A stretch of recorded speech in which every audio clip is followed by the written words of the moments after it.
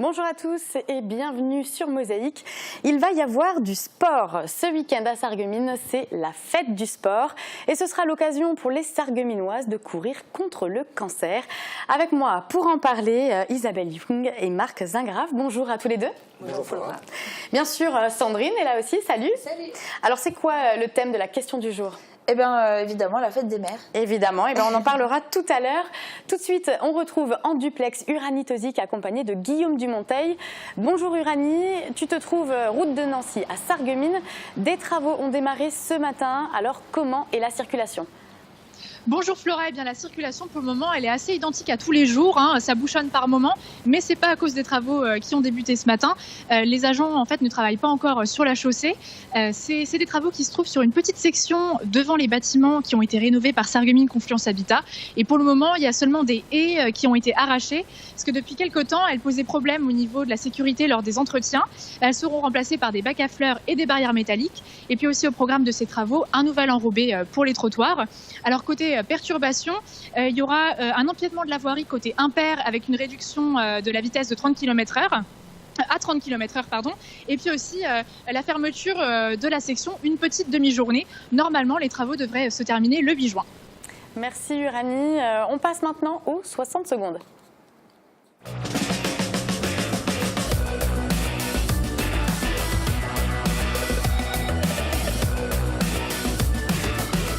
L'Aglo booste le très haut débit.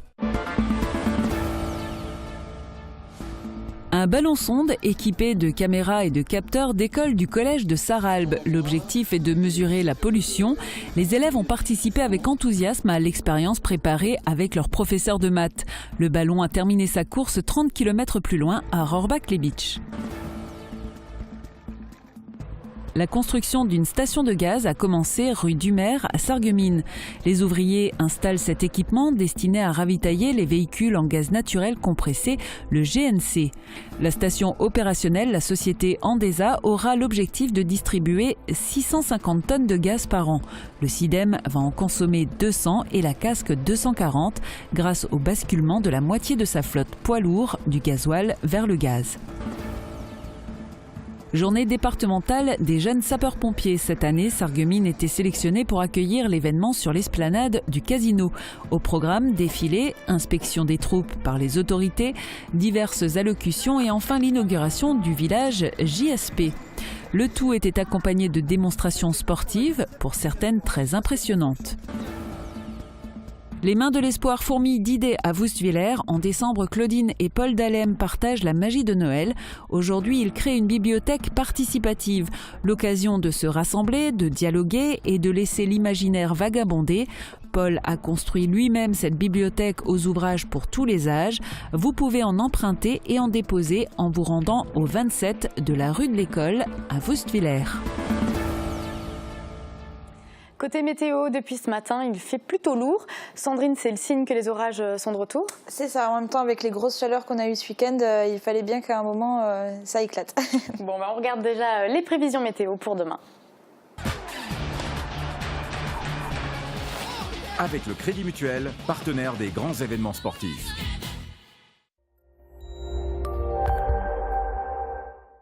Pour demain, une nouvelle vague orageuse traverse le département. Le ciel se montre souvent menaçant, avec par moments des averses pouvant être localement fortes.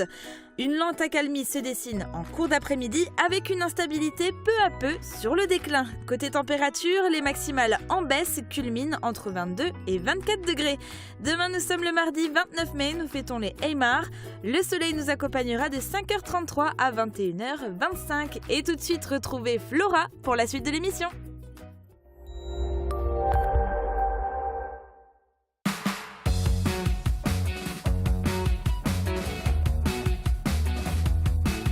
Agi Fermeture, le spécialiste de vos fenêtres, portes de garage, portes d'entrée et de vos portes intérieures. Agi Fermeture, une équipe au service de vos projets. 150 pompiers étaient mobilisés samedi sur l'esplanade du Casino. Rassurez-vous, aucun incident n'était à déplorer. Il s'agissait en fait de la 3e journée départementale des jeunes sapeurs-pompiers. Après un défilé du centre-ville de Sarreguemines jusqu'au Casino, toute la journée était dédiée à des démonstrations. Reportage de Morane Grandcola et Marie-Morgane Lorenz. Promouvoir le métier de sapeur-pompier volontaire à travers l'expérience des plus jeunes. Samedi, c'était leur journée. Les JSP étaient à l'honneur pour la 3e édition de la journée départementale des jeunes sapeurs-pompiers.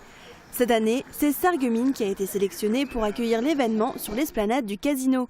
Au programme, défilé, inspection des troupes par les autorités, allocution et enfin inauguration du village JSP, accompagné de démonstrations sportives. 150 jeunes au casque orange de Moselle ont été félicités pour leur engagement et leur sens des responsabilités. Ça permet déjà de nous faire connaître parce que c'est vrai qu'on ne parle pas souvent des jeunes sapeurs-pompiers de la Moselle et c'est bien, comme ça les gens peuvent découvrir ce qu'on fait, les savoir-faire qu'on apprend. Là, il va y avoir des démonstrations sportives, des démonstrations de notre matériel. Donc c'est important pour nous qu'il y ait une journée comme ça et c'est très bien. Samuel et Corentin viennent de passer les examens pour devenir sapeurs-pompiers volontaires et poursuivre leur engagement. Dimitri, lui, a 12 ans. Plus tard, il aimerait intégrer la marine. Et être un jeune sapeur-pompier est un beau tremplin pour lui. Pour moi, rien que d'être jeune sapeur-pompier, ça nous procure un certain plaisir qui nous donne comme une gloire qui peut être bien pour les autres. L'après-midi, les ados eux-mêmes ont présenté le métier de sapeur-pompier à travers diverses activités. Les JSP ont montré leur savoir-faire avec des descentes en rappel et des initiations aux premiers secours. Des démonstrations pour sensibiliser de nouveaux adolescents de 12 à 18 ans et recruter les futurs jeunes sapeurs-pompiers. Ils ont envoyé un ballon dans l'espace, et cela pour la 2e année consécutive. Les élèves de 4e 3 du collège Robert Doisneau à Sarralbe ont confectionné un engin volant bardé de sondes. Ce ballon permettra aux adolescents de se confronter à un travail de recherche avec études chiffrées et analyses. Marie Luff était présente lors du lancement. Regardez. Que regarde-t-elle? Ce minuscule point blanc dans le ciel? En fait, un ballon sonde, gonflé à l'hélium et bourré de capteurs. On va essayer de prendre les données de l'air, la pollution et le gaz. Présenté ainsi, cela paraît simple. En réalité, plusieurs mois de travail ont été nécessaires en amont. Le projet est chapeauté par Pierre Willem, professeur de mathématiques et passionné d'astronomie. Si on en met moins, il risque de monter tout doucement. Pour le lancement de l'engin, tous les élèves de l'établissement Robert Doisneau de Sarralbe ont été conviés. Je ne suis pas vraiment science, mais ça m'intéresse quand même. Je me demande à combien de mètres ça va y aller, d'auteur. Et c'est intéressant, c'est pas toujours qu'on a des expériences comme ça au collège. L'astuce, mise en place par l'équipe pédagogique, semble donc fonctionner. C'est une autre manière de faire des sciences, une autre manière d'apprendre. Ça éveille leur curiosité. Et ça leur donne peut-être un goût futur pour des carrières scientifiques ou un goût pour la technologie. En étudiant la rotondité de la Terre grâce aux capteurs placés sur la nacelle, les élèves font de la physique. Lorsqu'ils calculent les vitesses d'ascension et de déplacement du ballon, ils font des mathématiques. On a aussi mis des graines dans la nacelle. Donc c'est des graines, ça c'est en partenariat avec le prof d'SVT. Donc des graines qui vont subir une température de moins 60 degrés. Et quand elles vont redescendre, on va les faire germer pour voir si elles germent aussi vite que des graines à température ambiante. Donc on va voir si le moins 60 degrés a une influence ou pas sur la graine et la germination des graines. Pour l'instant, des radios amateurs pistent le ballon. L'envoi, il a 3 km d'altitude. Ça c'est la radio. La sonde ne va pas aller très loin, elle devrait tomber à quelques kilomètres d'ici, après avoir fait 100 km de parcours. Donc elle va monter normalement à 35 km. Un peu tourner autour de Sarralbe et puis probablement tomber à 10 km, peut-être à Sarreguemines. L'espace est à notre portée, à condition de s'en donner les moyens. Parmi vous, peut-être, le futur Thomas Pesquet. Et d'autant plus que l'établissement et le club radio-amateur de Tédin souhaitent monter un projet avec la Station spatiale internationale, rien que ça, d'ici 2019-2020. Dans l'immédiat, une conférence est prévue à Sarralbe pour clore le projet Ballon et présenter sous forme d'atelier l'activité radio-amateur. Place à notre désormais rituel du lundi, le retour sur les événements du week-end. Vous allez voir des spectacles, du jeu et du sport. On démarre à l'AS Sarreguemines Tennis qui a organisé une journée spéciale pour les enfants. C'est tout de suite dans le VSD réalisé par Morane Grandcola, Marie-Morgane Lorenz et Marie Luff. Jeux, sourires et matchs. Le CD57 a organisé sa 8e édition du mini-tennis en fête. Samedi, c'est à l'AS Sarreguemines que 94 enfants âgés de 4 à 7 ans se sont rencontrés pour participer à cet événement. Des ateliers ont été mis en place pour l'occasion, service retour, montée à la volée, échange, sport co et un atelier bricolage. 8 clubs venus de toute la Moselle ont participé à cette rencontre basée sur le thème du sourire. L'après-midi était consacré à la forme ludique de ce sport grâce à un matériel adapté pour les plus petits. Après le sport, place au jeu. La fête mondiale du jeu, c'était samedi à la ludothèque Beau Soleil de Sarreguemines. Cela fait 18 ans qu'elle accueille petits et grands pour une journée pleine de jeux, en partenariat avec la médiathèque Waka Waka et l'association Saint-Vincent. De l'espace petite enfance à l'espace jeux vidéo, en passant par les jeux de société et ceux surdimensionnés en bois, des tournois ont été organisés tout au long de la journée. L'entrée était gratuite pour tous, un stand restauration a été mis en place pour l'occasion et une tombola a clôturé l'événement. La bonne humeur était le mot d'ordre pour cette journée ludique et conviviale. Une balade entre la Lorraine et l'Écosse. Une quête identitaire marquée par le décès d'un proche, voilà de quoi parle le récit autobiographique de Denis Ergotte, paru en avril dernier aux éditions Parège. Diplômé des Beaux-Arts et auteur de plusieurs romans et recueils de nouvelles, Denis Ergotte signe son dernier roman, Scottish Blues. De nombreux lecteurs sont venus à la librairie Confluence samedi pour faire dédicacer leur livre par l'auteur. Pour les retardataires, Denis Ergotte sera au Salon du Livre de Boulay fin juin et à Forbach le 8 septembre prochain. Le traditionnel marché aux puces de Putelange a eu lieu dimanche. 180 exposants se sont étalés sur plus d'1 kilomètre de stands. L'organisation s'est faite grâce à l'interassociation de l'Union des Lacs, les mineurs, aviculteurs, les Warrior Ladies, Dynamic Gym et le club de speedball. Ils ont assuré durant toute la journée les stands de restauration. À midi, c'était sanglier et jambon à la broche. De quoi satisfaire la foule venue en masse. Pour animer la journée, à l'intérieur du centre socioculturel s'est tenu un concert pour le plus grand plaisir des visiteurs. Comme tu n'es pas libre de voler dans les airs, ni de t'arrêter de manger pendant un mois, ni de calculer mentalement la racine carrée de 627, ta liberté s'arrête aux limites de ton corps. Quelle est la différence entre le bien et le mal? Qu'est-ce que la liberté ou l'amitié? Ou bien peut-on mentir en toute légitimité? Les jeunes comédiens du Conservatoire de Sarreguemines nous ont parlé de philosophie dans leur spectacle Les Apprentis Philosophes. Les scènes ont été écrites par Margot Gower, professeure d'art dramatique au Conservatoire. Ces 29 élèves ont su relever le défi, celui d'illustrer des questions existentielles par le théâtre sur la scène du Casino des Faïenceries. L'idée vient d'un constat de la société actuelle qui ne cesse de remettre en cause nos choix, notre attitude et notre personnalité. À travers des contes célèbres, fables et autres mythologies, la pièce nous amène à réfléchir sur nous-mêmes. On l'appelle le pont menteur. Car lorsqu'un menteur il passe dessus, le pont le jette à l'eau. Oh, oui. Et c'est profond à cet endroit-là? Oh, très. En plus, il y a des tourbillons. Ce week-end signait aussi la fin de la 41e édition du festival franco-allemand des arts de la scène, Perspective.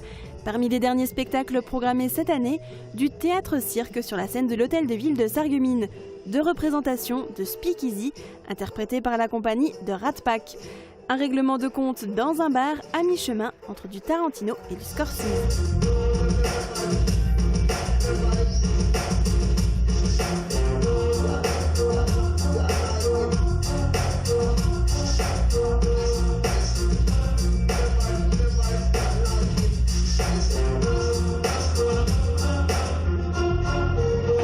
Pour le festival Perspective, c'est déjà l'heure du premier bilan. Pas de comparaison possible avec l'édition 2017, puisque budget et programmation avaient été renforcés pour célébrer le 40e anniversaire. Les chiffres de cette année sont comparables à ceux de 2016, avec plus de 12 000 billets vendus pour les différents spectacles. Le festival affiche un taux de remplissage de 92%, sans compter les plus de 1600 spectateurs qui ont profité des manifestations gratuites. Les Calolos ont présenté leur spectacle Les Animaux de la Fontaine et d'ailleurs à Woustviller. Après 6 mois de travail, ils ont passé une semaine de résidence au W pour la mise en scène et coordonner les voix et les chorégraphies. Les écoliers de la commune et des villages alentours ont assisté à la première. Les 4 troubadours revisitent les textes, proposent essentiellement des compositions, enchaînent les comiques de situation. Tout, y compris les décors, ont été créés sur mesure.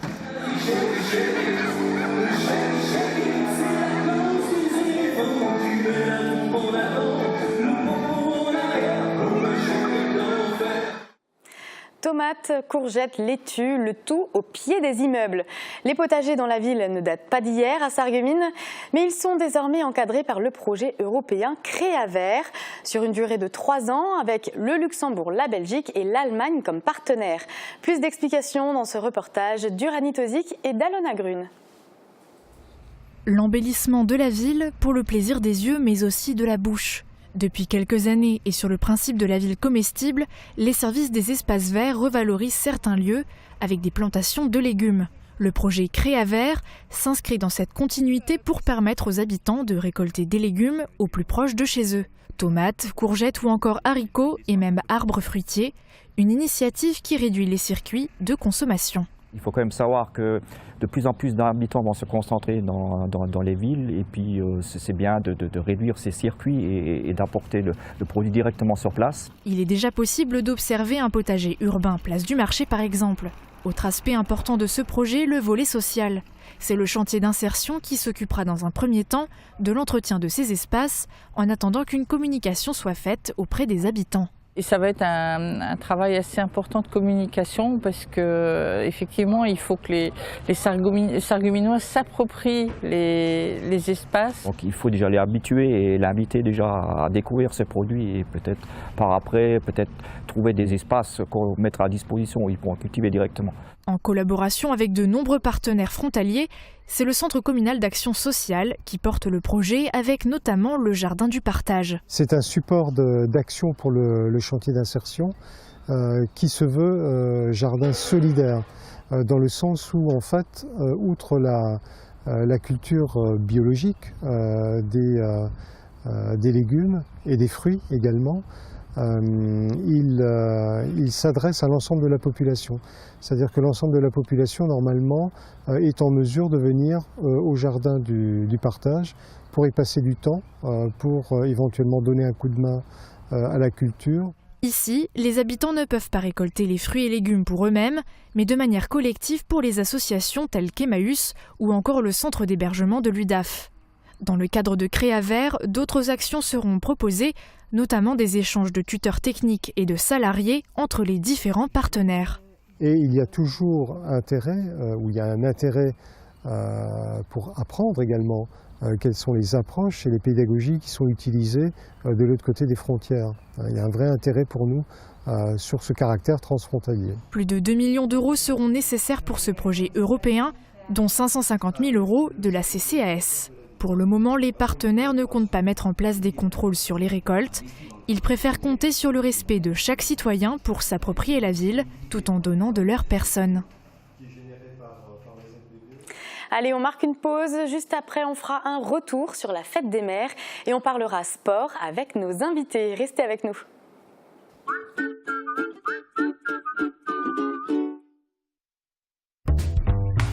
Les beaux jours sont de retour. Avec La Vie Claire, je fais ma cure de jouvence.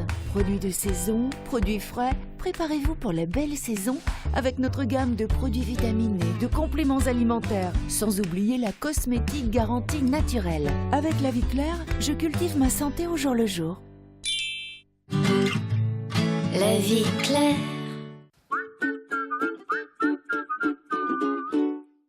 Sandrine, hier c'était la fête des mères et tu en as profité pour interroger les internautes à ce sujet. Oui, évidemment. Alors j'ai demandé aux mamans si elles ont été gâtées par leurs enfants. Alors sur 80 votants, il y en a quand même 27 qui n'ont rien eu. Alors moi je me permets de leur envoyer de gros bisous pour compenser. Mais il y a quand même 73% de nos internautes qui, elles, ont été gâtées. Alors Chantal nous a même envoyé une photo de son cadeau. Elle a reçu du coup un parfum d'intérieur pour la maison et une boîte de thé. Et elle nous a même écrit avec la photo « Toujours gâté, pardon, merci les enfants ». Et puis tu as aussi mené une petite enquête dans nos bureaux à Mosaïque. Oui, alors on a 2 mamans dans nos bureaux à Mosaïque. Alors on a Aude qui a reçu une jolie fleur faite avec des pailles, et puis dans les pétales elle pouvait trouver des petits mots qui lui correspondaient. Et on a aussi Catherine qui a eu une trousse faite par Joshua. Et du coup voilà, c'est pour mettre des petits stylos dedans, et elle est vraiment toute mignonne, et il était très content de lui offrir en lui récitant aussi en plus un poème. Oh bah super, parfait. Ouais. Merci Sandrine, voilà, ça a donné des petites idées peut-être pour l'année prochaine. Bah voilà. Oui. Alors je le disais en ouverture d'émission, ce week-end il va y avoir du sport à Sarreguemines, et pour cause, les 2 et 3 juin c'est la fête du sport. Alors Marc Zingrave, le principe de la fête du sport, c'est de s'initier à toutes sortes de sports, alors du plus soft au plus physique d'ailleurs. Quelles sont par exemple les disciplines qui seront présentes et les associations ? Alors, si vous me permettez, juste pour commencer, oui. La fête du sport, c'est un des 2 grands rendez-vous annuels que nous avons sur l'esplanade du Casino en ce qui concerne la fête du sport. Le premier moment où on se retrouve toute l'année pour présenter les sports de Sarreguemines, c'est le palmarès qui est d'ailleurs retransmis par Télémosaïque. Le second rendez-vous, c'est la fête du sport. Alors on y retrouve tous les sports de la place. Il y a une 30aine d'associations qui sont mobilisées sur cet événement. Les sports de ballon, bien sûr, le foot, le handball, le volleyball, les sports de combat, le kick, la boxe, le taekwondo, qui font d'ailleurs des démonstrations à des heures fixes. Il y a un programme qui existe pour ces démonstrations. Et puis aussi, les sports d'eau. On a la Sarre à côté, donc il y a bien sûr le kayak, il y a l'aviron qui sont sur la place, et beaucoup d'autres, dont les sports équestres, les chevaux sont là, voilà. Et il y a aussi d'autres associations qui sont présentes, autres que sportives. Alors il y a aussi des associations qui s'intéressent aux questions de la jeunesse, par exemple l'UNICEF, vous savez qu'on est ville amie des enfants officiellement, et puis il y a aussi une association à laquelle je tiens beaucoup, l'association Emma-Vie qui sera là, et il y a la possibilité pour les gens de s'intéresser à la question et de faire des dons. Alors on l'a dit, ça démarre ce samedi à 14h à l'esplanade du Casino, et ce sera donc jusqu'à dimanche. Donc il y aura des démonstrations, des activités. Cet événement, il s'adresse à qui? Aux enfants, aux adultes? Alors c'est un événement festif tout d'abord, qui s'adresse à toute la famille, comme on dit, de 7 à 77 ans. Tout le monde trouve de quoi l'intéresser, de quoi participer aussi, puisqu'il y a ce côté actif et festif de la question. On peut se restaurer sur place, on peut partager, discuter avec l'ensemble des acteurs du tissu associatif, s'exercer, oui, donc tout est possible, c'est un grand moment de partage. Et éventuellement trouver le sport qui nous intéressera pour la rentrée prochaine, par exemple. Oui, c'est la promotion de ce que ça veut faire nos associations. Ils préparent la rentrée qui aura lieu en septembre, donc c'est l'occasion de tester les différentes possibilités pendant les vacances, de rencontrer les gens et puis d'être vraiment dans les starting blocks pour la rentrée. Et alors combien de curieux vous espérez ce week-end ? Alors il y a toujours plusieurs milliers de personnes qui passent sur l'esplanade du Casino. Les chiffres exacts, on les cherche tous. Si vous demandez au tissu associatif, aux gens de passage, à la police, eh bien les chiffres sont assez différents. Mais retenez que ça doit faire au moins 4-5 000 personnes qui passent sur le week-end à cet endroit. Et alors comment on fait pour participer? Est-ce qu'il faut s'inscrire? Il suffit de se rendre sur place. C'est ouvert, c'est gratuit. Vraiment, on attend tout le monde. Partagez-vous entre le centre-ville, qui est toujours très actif le samedi après-midi et le week-end, et l'esplanade du Casino. On a voulu que ce soit à proximité du centre-ville pour justement être complémentaire du dynamisme de nos commerçants. Ok. Et puis le dimanche, toujours dans le cadre de la fête du sport, c'est une course qui est organisée. Alors Isabelle Young, en fait, c'est une course solidaire contre le cancer du sein et elle est 100% féminine, quoique. Quoique, oui, elle est bien sûr dédiée à toutes les femmes, puisque le cancer du sein touche particulièrement les femmes, bien sûr, mais les hommes sont bien sûr les bienvenus. S'ils endossent le petit t-shirt rose, ce sera aussi bien, comme ça, tout le monde sera en rose, ce sera une belle vague qui déferlera dans les rues. Voilà. Il faut juste jouer le jeu, peut-être un peu se déguiser, puis voilà, on fera comme si on les a pas vus. Voilà, tout à fait. Mais bon, ça touche toujours tout le monde, aussi bien les malades et l'entourage est toujours important aussi pour les patients. Voilà. Alors, c'est quoi le niveau de difficulté de cette course, puis les conditions pour participer? Alors, le niveau de difficulté, il n'y en a aucun, donc parce que c'est une marche ou une course de 5 km. Chacun fait comme il veut. Voilà, chacun fait comme il veut. Donc, pour la marche, c'est au centre centre-ville et c'est sur le chemin d'Allage. Donc toujours des circuits plats, donc il n'y a aucune difficulté. Hein. Tout le monde, même les enfants, peuvent participer. Bien sûr, ils doivent être accompagnés de leurs parents, mais sinon tout le monde peut y participer. C'est à la portée pratiquement de tout le monde. Voilà. Donc pas de certificat médical pour participer à cette course? Non, ce n'est pas une compétition officielle, il n'y a pas de chronométrage, donc il n'y a pas de dossard. Donc vraiment, c'est une compétition sportive, si on veut, festive surtout, et donc pas de certificat médical. Une vraie mobilisation. Voilà. Et alors l'intégralité des bénéfices sera reversée à la Ligue contre le cancer. Combien de bénéfices vous espérez? On espère, cela dépend du nombre de personnes qui seront présentes, hein, mais on espère au moins 5 000, 6 000 euros, hein, c'est sûr. Hein, donc pour la recherche contre la maladie et pour aussi accompagner les patients dans le déroulement de leur thérapie, enfin de leur traitement. Voilà, hein, pour donner des conseils, pour les aider à affronter cette épreuve. Et dans toutes sortes de domaines d'ailleurs, pas uniquement le soin médical. Non, il n'y a pas que le soin médical, hein, il faut un peu de tout. Il faut une esthéticienne parce que bien sûr on est un petit peu, le physique est un peu touché aussi. Et puis des psychologues, un peu de tout quoi. Hein, tout corps de métier. D'ailleurs, savez-vous que 1% des malades d'un cancer du sein sont des hommes?